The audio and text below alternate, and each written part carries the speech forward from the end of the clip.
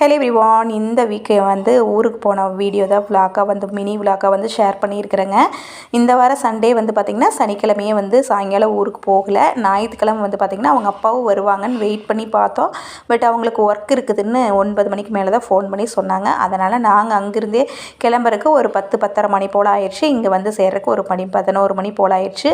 காலையில் சாப்பாட்டுக்கு அம்மா வந்து ஏதோ தாளித்த சாப்பாடு வந்து செஞ்சுக்கிட்டேன் அப்படின்னாங்க. மதியத்துக்கு தான் வந்து பார்த்திங்கன்னா நாட்டுக்கோழி வந்து எடுத்துகிட்டு வந்திருந்தாங்க.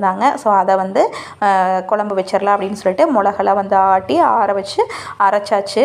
ஸோ குக்கர்லேயே வந்து இப்போவெல்லாம் மேக்ஸிமம் வந்து நான்வெஜ் வந்து தாளித்து விட்டுறது.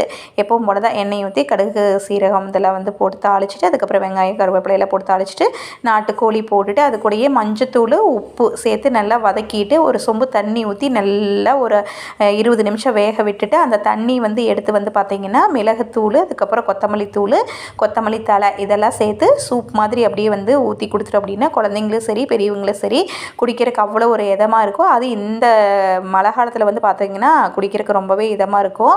ஸோ அதனால் வந்து பார்த்திங்கன்னா அம்முக்கு அப்பாவுக்கு எல்லாத்துக்கும் வந்து பார்த்திங்கன்னா ஊற்றி கொடுத்தாச்சு. ஸோ நல்லா இருக்குதுன்னு சொன்னாங்க. அப்பாவுக்கு வந்து பார்த்திங்கன்னா இப்போது ரொம்ப உடம்பு வீக்காக இருக்குது அப்படிங்கிறதுனால அப்பாவுக்கு வந்து சூப்பெல்லாம் வந்து நிறைய கொடுக்க சொல்லியிருக்கிறாங்க. ஸோ அதனால் வந்து பார்த்திங்கன்னா அப்பாவுக்கு நாட்டுக்கோழி குழம்பு சூப்பு வந்து சுட சுட வந்து கொடுத்தாச்சு. அப்போவுமே குடிச்சு பார்த்துட்டு நல்லா இருக்குது அப்படின்னாங்க.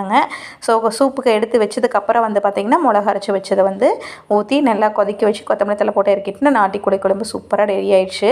குழம்பு மட்டும் வச்ச பத்தாது, எப்போவுமே உங்களுக்கே தெரியும் ரெகுலராக நம்ம வீடியோஸ் பார்க்குறவங்களுக்கு மேடமுக்கு வந்து சில்லி வந்து வேணும். அதுக்கு தனியாக வந்து சிக்கன் எடுத்துகிட்டு வந்திருந்தாங்க. ஸோ சில்லியும் வந்து போட்டாச்சு. இந்த தடவை புதுசாக வந்து புதினா சிக்கன் வந்து ட்ரை பண்ணலாமா அப்படின்னு சொல்லிட்டு அவளை ஏதோ வீடியோவில் ஏதோ பார்த்துட்டு புதினா கொத்தமல்லி பச்சை மிளகாய் இஞ்சி பூண்டு இதெல்லாம் போட்டு அரைச்சி அந்த இது கூட வந்து கறி கூட ஆட் பண்ணி புதினா சிக்கனும் வந்து இந்த தடவை வந்து புதுசாக ட்ரை பண்ணாங்க. நல்லா இருந்ததுன்னு சொன்னாங்க.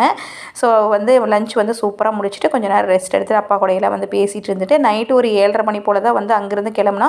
ஊர்லேருந்து பெரியம்மா அண்ணன் அக்கா சித்தி எல்லாருமே அப்பாவை பார்க்க வந்திருந்தாங்க. அதனால் அவங்க கூட பேசிட்டு கிளம்புறக்கு லேட் ஆகிடுச்சு. ஒரு 7:30 மணி போல் தான் வந்து கிளம்புனோம். இதுதான் நம்ம ஊரில் வந்து பார்த்திங்கன்னா தேங்காய் மட்டை வாங்குறதுக்கு மட்டை உரிக்கிறதுக்குனே வந்து இருக்கக்கூடிய ஒரு கருவினே இன்ஸ்ட்ருமெண்ட்னே சொல்லலாம். முன்ன மாதிரி நமக்கெல்லாம் கத்தியிலெல்லாம் வாங்க தெரியாது. ஸோ இப்போ வந்து பார்த்திங்கன்னா இந்த இன்ஸ்ட்ருமெண்ட்டில் தான் வந்து மட்டை வாங்குறது. ஸோ ஒரு 7:30 மணி போல் அங்கேருந்து வந்து கிளம்புனோம். இந்த டைம் வந்து ஊர்லேருந்து அம்மா என்ன கொடுத்துட்டாங்கன்னா முருங்கைக்கீரை மிளகு தக்காளி கீரை மாங்காய் தேங்காய் சீத்தாப்பழம் அதுக்கப்புறம் அரிசி ஊர்லேருந்தே வந்து எடுத்துகிட்டு வந்துட்டோம். அப்புறம் அங்கேருந்து குழம்பு வந்து கொடுத்துட்டாங்க. ஸோ இந்த வாரம் சண்டே விலாக் இப்படி தான்.